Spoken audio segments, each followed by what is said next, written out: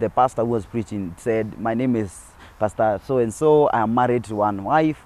Then I made a mistake to come back to the streets and tell them, my name is so-and-so and I'm married to. Then I realized, oh, this married thing, kumbe I'm not married. Yeah. So they said, in fact, you should get married.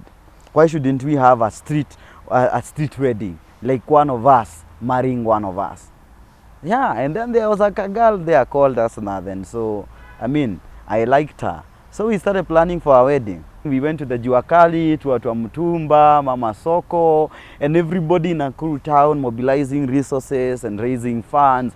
We are going to have a wedding, and people would contribute to us by them. To boda boda wakaofa, sisi tutaofa boda boda zetu kubeba bibi na bwana harusi. So we planned our wedding, and we robbed a suit, we robbed a net, and then the wedding hula, it came.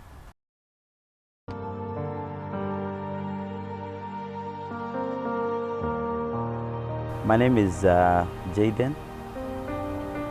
Yeah, my name is Jayden Steve Maina. I am a pastor with the Nairobi Baptist Church, Kikuyu. I'm also a student at Africa International University.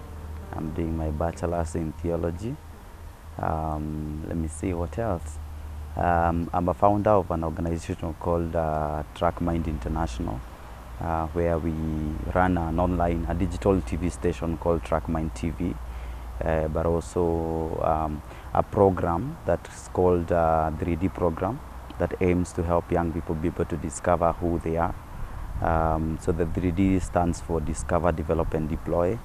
But also we do an event that is annual every year, dubbed the Youth 5G Media Summit. Well, I'm born in Nyeri. I was born in Nyeri. But my dad passed on, I think, very early, at an early age. Of growing up. Then my mom was chased away by our grandmother, and so she ended up going to her maternal grandmother in Nyahururu. So early in my years, and my brothers and I we were in Nyahururu, where we stayed for a couple of years up to 2004. My grandmother passed on, and so my mom remarried again. But at that time, my mom had developed mild depression, which has fought for years because of the death of my dad.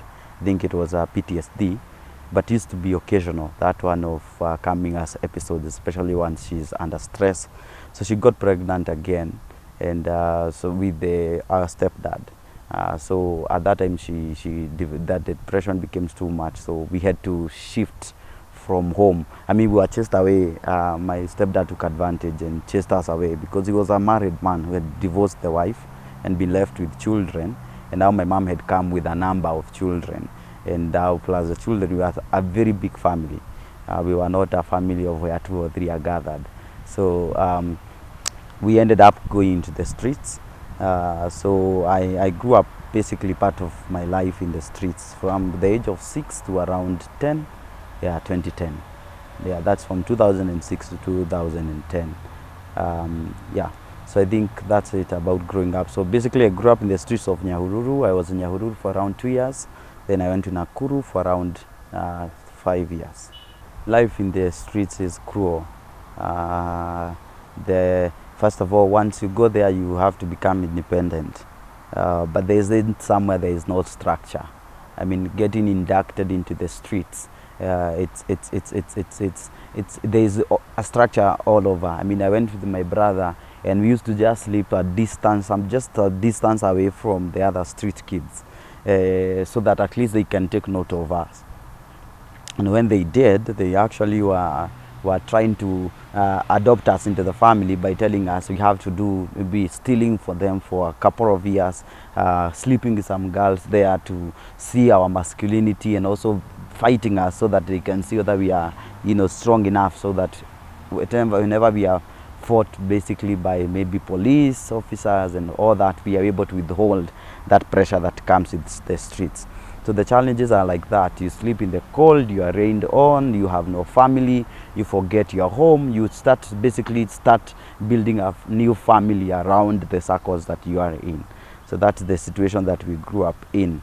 But of essence is that my brother and I, when we were getting to the streets, we were church people. We were Catholics. We came up from a Catholic background. So we used to recite the rosary a lot.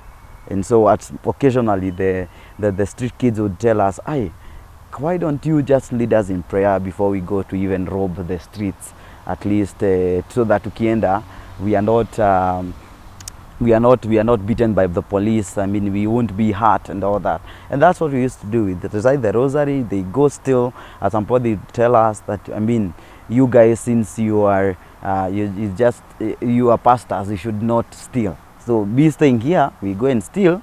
Whatever we gather, we come and give you offering. So that's how we used to survive, my brother and I. Yeah, for a couple of years until 2010. Yeah, I tried resisting drugs, but at some point it was the only option, especially because at some point we were also being misused by the people in the senior people in the streets, to using us as people to traffic drugs. So they would actually put us in, clothe us in, there's some occasions they would clothe us in uniform and take us to Mombasa, and that we are going there see we're going there for a school trip. And then when we go there, we are injected cocaine and heroin, and we transport it through our blood system, and then we come there, they remove our blood and sell it. So that's one of the ways that we actually started getting addicted to the hard drugs and all that.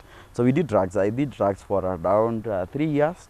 But then at some point, my stopping wasn't like being taken to a rehabilitation center or that. But it was a conversation we had with one of the street boys in the streets. I mean, we were like, I mean, I'm a pastor, so I shouldn't be taking drugs, you know. Then that's how I started limiting my intake, and slowly by slowly I withdrew from them. My brother, at some point, we lost connection, I think, at some point, because I was adopted by a family that took me to a children's home. And well, I went there. When I came back to the streets, I didn't find him. So we came to reconnect much later. But yeah, because occasionally from the streets would be taken either by the government, throws us in a children's home, or by well-wishers who just come pass by and just pick us and take us to their homes. But not many people know how to handle street children, because for one is I'd go to somebody's home and they expect me to actually behave like their own children. And I cannot, because I grew up in a family that doesn't have tiles and all that. So you expect me to get into your house and remove shoes. I mean, I haven't grown in such an environment. And then when I don't, you keep harassing me, beating me around. So that was it. So that was one of the reasons I'd go back to the streets. Another one is because of being subjected to so much torture, being harassed into the family that you've been received. Another one would be my rebelliousness, of course, because of my my cruelty, the kind of lifestyle that I've been used to. When I come to your house, I mean, I ended up becoming rebellious and all that. But also another one is being used as a charity case. So someone has taken me and they use me as a charity case in the fellowship, in the fellowships, in the churches, in the community, to the chief, to the everywhere. You know, I have this boy I'm taking care of. They receive money, but then they don't end up using that money on me. They use it on their children or some other things in their family. So I'd detect that and I would just move away. So those are the 4 things that would make me move from different families that were picking me over and about.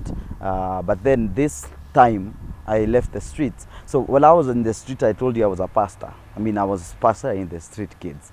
So there was this time the street kids told me my message is the same. I mean, I'm preaching the same thing over and over again.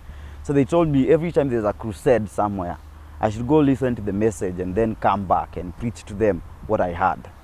All right.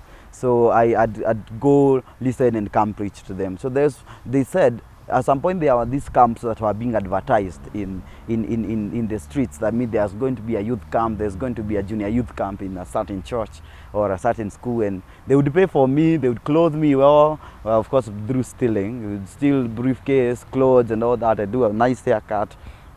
And they would tell me, now go to the camp, listen, and when you hear what you hear, you come and share with us.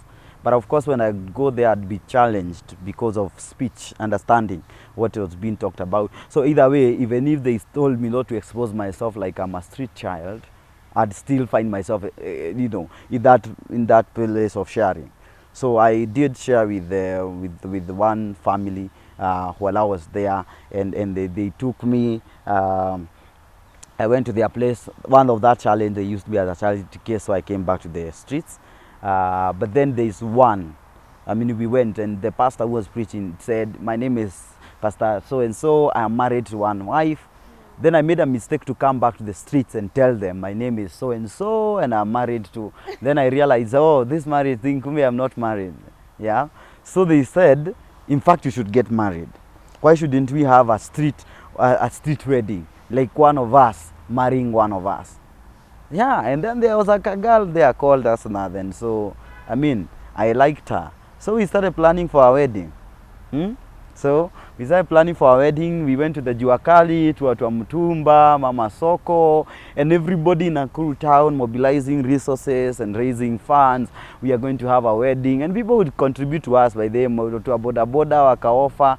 Sisi tutaofa boda boda zetu kubeba bibi na bwana harusi. There was a short guest house somewhere. I won't mention the name because of the security purposes. They offered us honeymoon there and all that. So we planned our wedding, and we robbed a suit, we robbed a net, and then the wedding hula, it came. So on the day of the wedding, in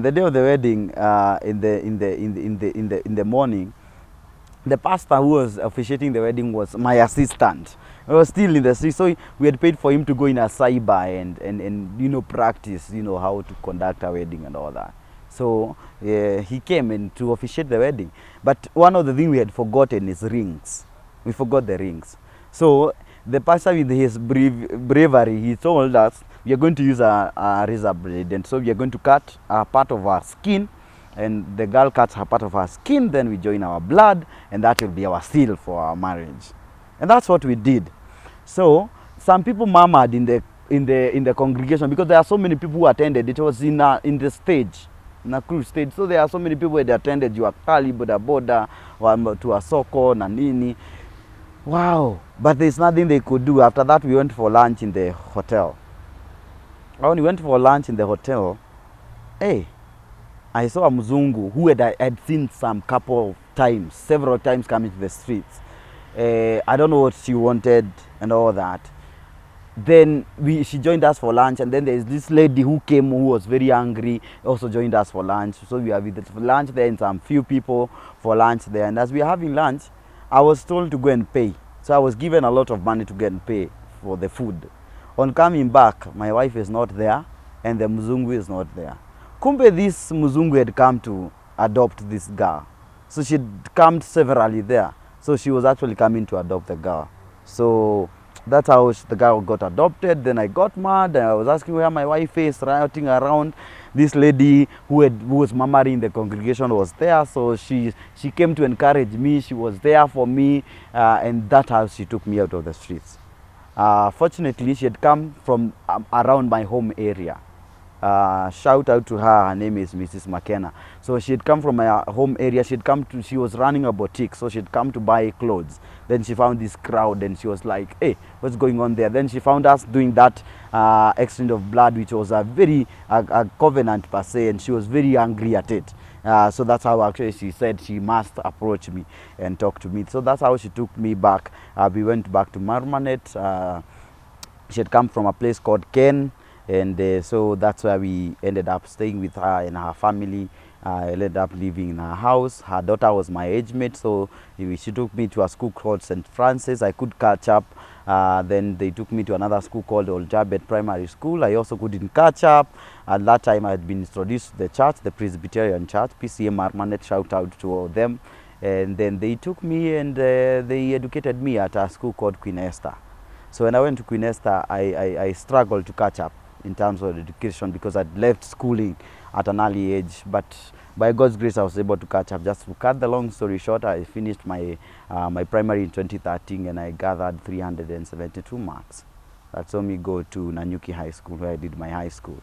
Then I finished there. I was still educated by the PCA Church through the help of an elder called John Ngera, whom I was staying with, the family I was still living with in Marmanet.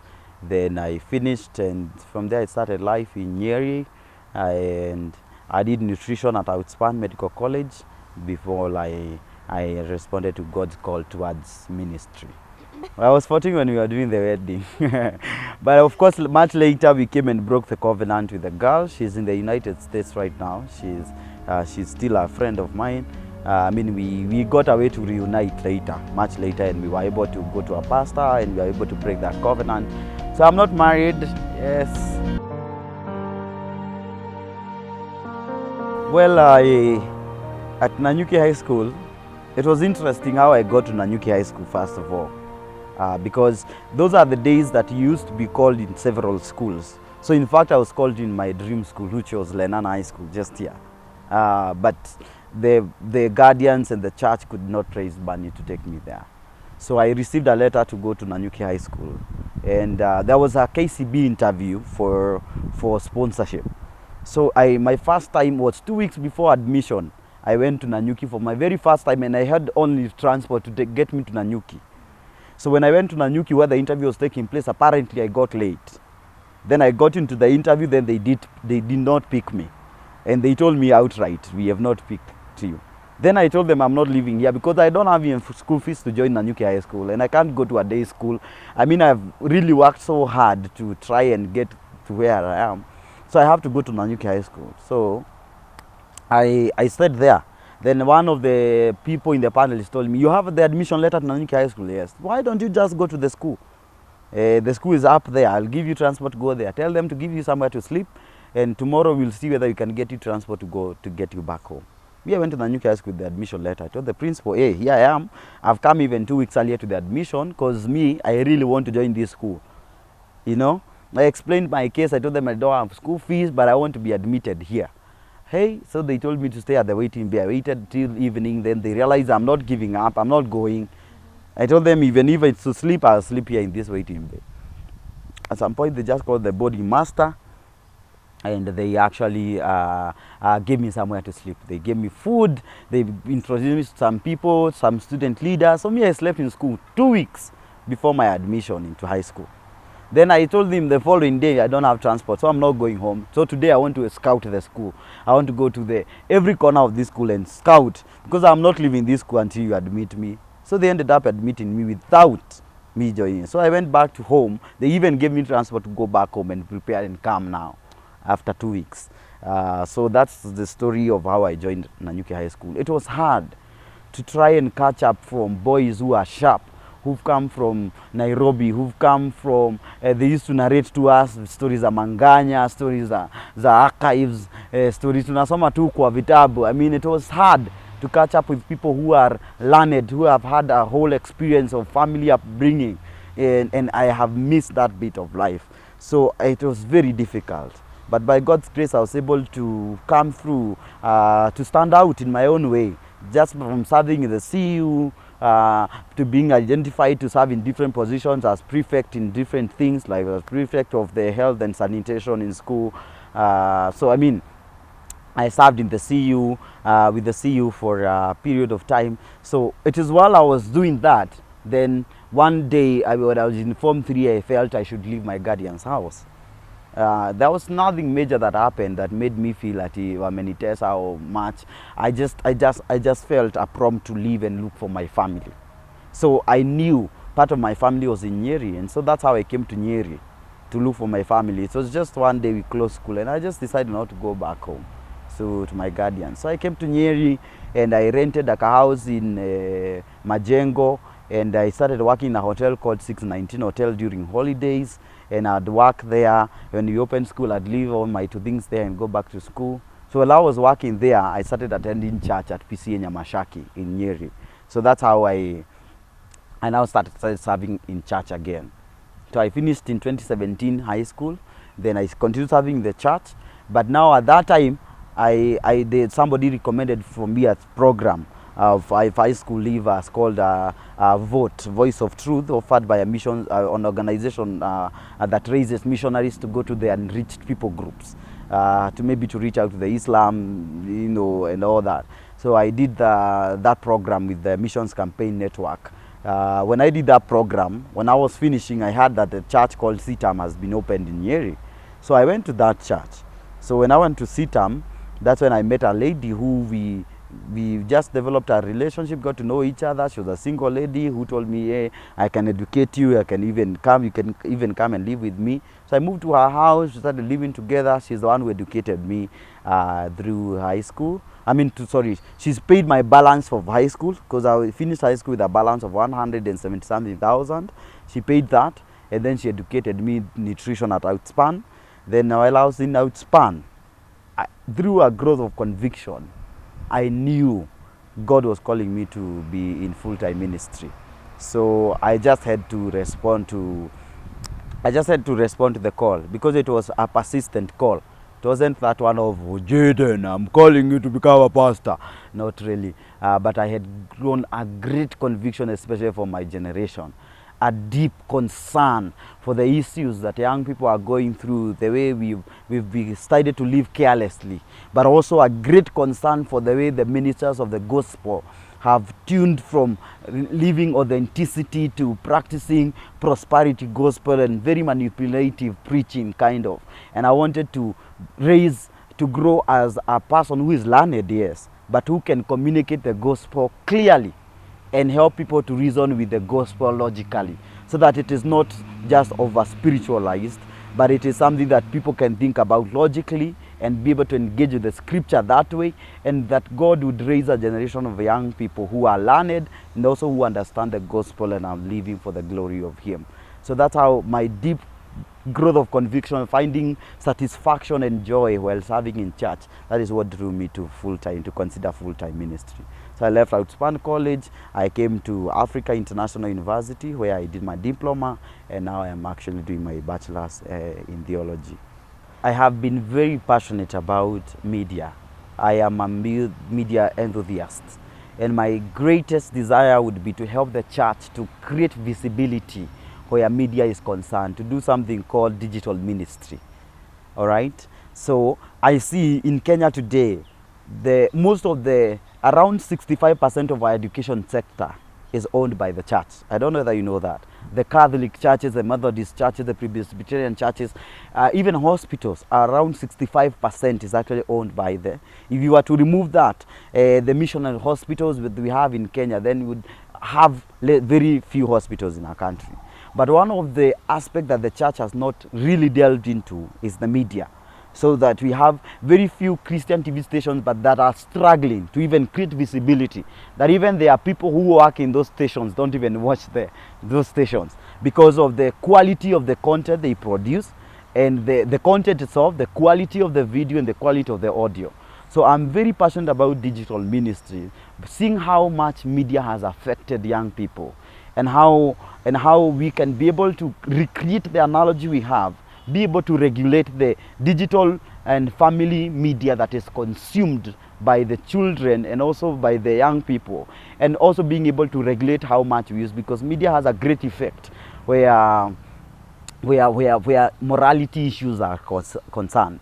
In my opinion, one of the things I'm very passionate about is redefining identity, and that is what Track Mind we do, helping young people to unlock identity so that they can find their purposes. We live in a world that is very highly opinionated, a world that is very imposing, a world that tells us who we are even before we can introduce ourselves. In fact, we thrive in hiding ourselves behind masks that conveniently conceal what lies on the inside of us, and that temporarily transforms us into a standard that meets the status quo. The world is our stage. I mean, we go to whatever extent to keep people close and entertained. Look at the dark side of TikTok, the dark side of the things that people are doing at the dark hour. Teenagers, the extent they are going to exposing themselves just to gain this followership. That's to feel superior on Instagram. They are doing whatever they can to keep people close and entertained. But then, deep down themselves, that is not who they are. They are trying to subscribe into a certain status quo. They are trying to become whom they are not, to try to fit into a certain social circles. So for me, that is saddening, because God created each one of us uniquely for a certain purpose. And I would desire that you and I, even who is watching, that God would help us to unleash our potential as we, and to serve Him and by whatever He calls us to do. So that is our greatest push as Track Mind. Can we have authentic young people who are living for the glory of God in the way we lead our lives. And that is how we asked ourselves, how can a young man, a young woman be able to thrive in this digital era, this era of 5G? How can we be able to glorify God in this 5G era? And that's how I discovered it is by God helping us to become 5G. Now that 5G comes from the book of Colossians. It's a concept I created that comes from the book of Colossians chapter 2 verse 6 that says, therefore just as you have received him, continue to walk ye in him, being grounded in him, growing in him, being established in your faith. So I came up with 5Gs. So assuming this is God, I came up with the way we can be able to be to glorify God and to live authentic lives as young people is to be grounded in God, be graced by God, grow in God, glorifying God. So that's the 5G we are advocating for.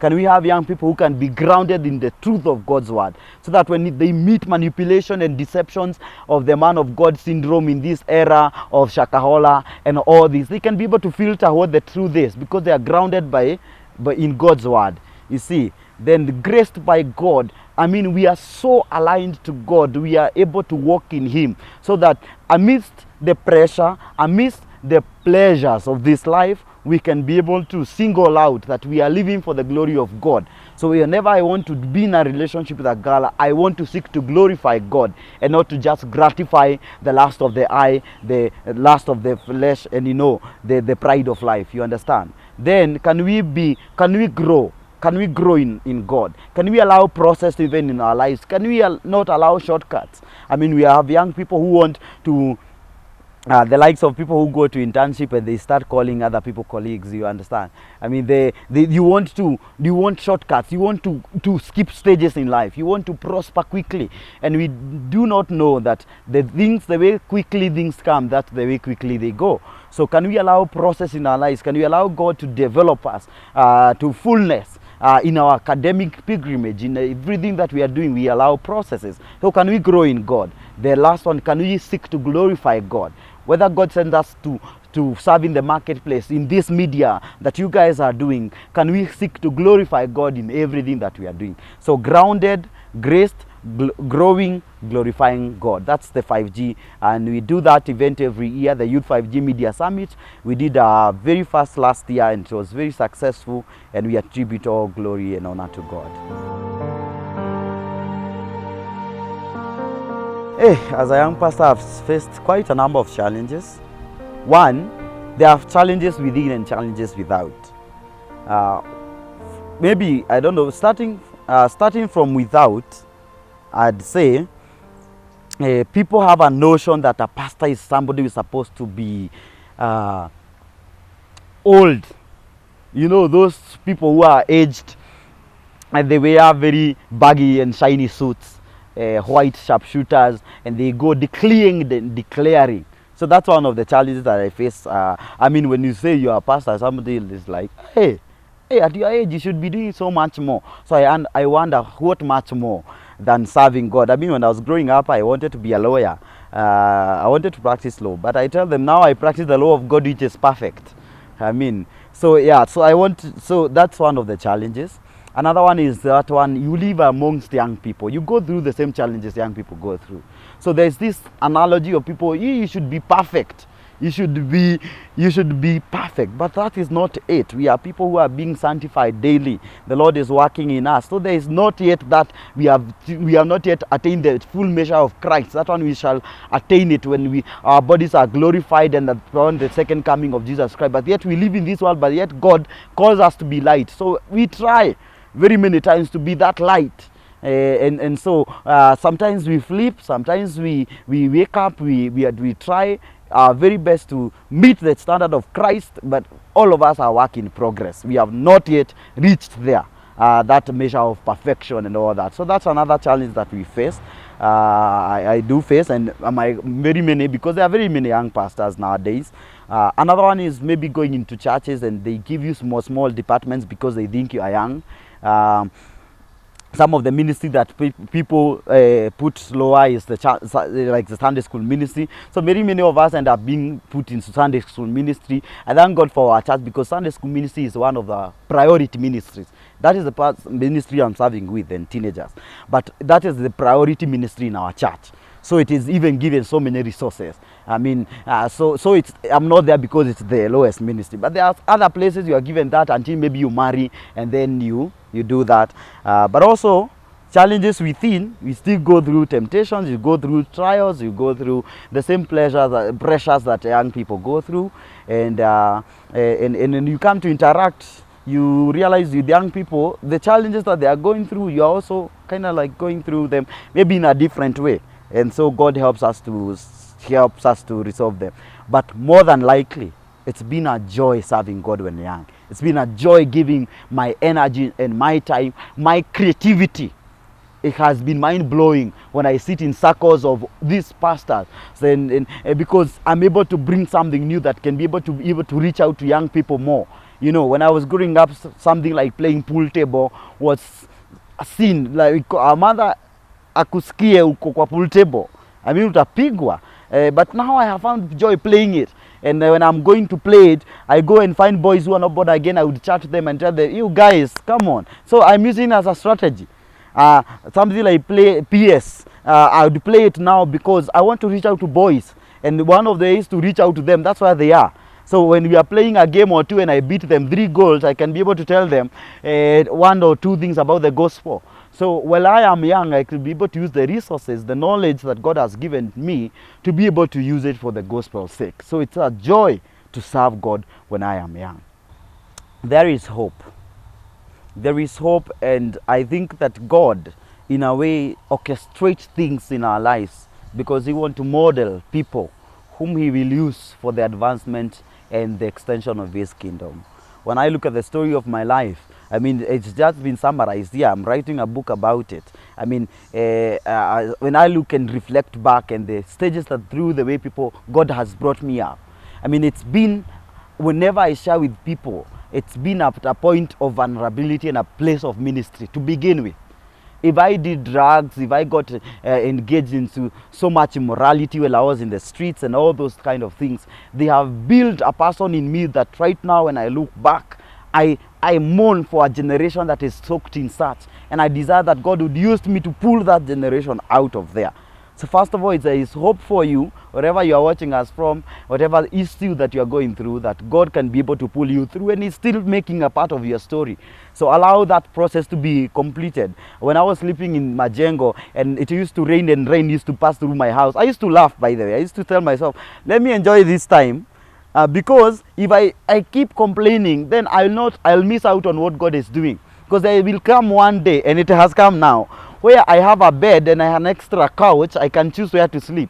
I can either sleep in the couch, I can either sleep in the floor, in the carpet, I can either sleep in the bed, you understand? I am not yet there where I will have several bedrooms, which will be, I can either go to that bedroom when my wife and I have issues, I can tell her, hey, please go and sleep there.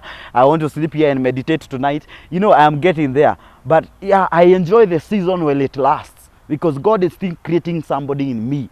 He is the same one who would create the likes of David and develop them even in their imperfection, because God wants to raise up people who can glorify Him.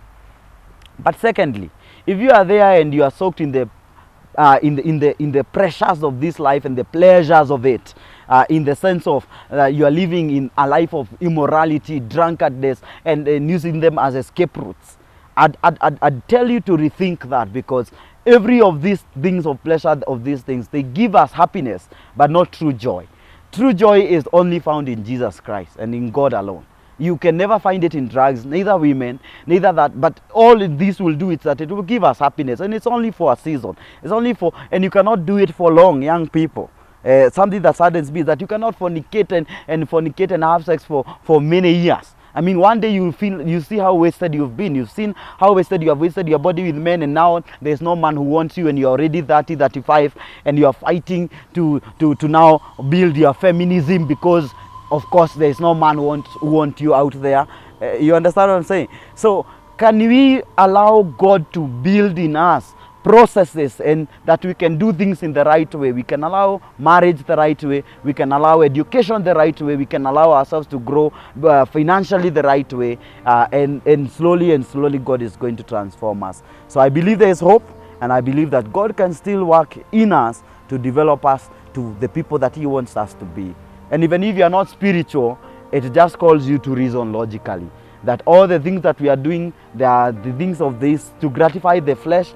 They are all vanity. And one of these days, they just lead us to regret. But if we allow ourselves to walk in the right path, then God is going to help us achieve our purposes. Because I believe you and I, God has called us for a particular purpose. It is your responsibility to seek what is it that God has actually called you to do.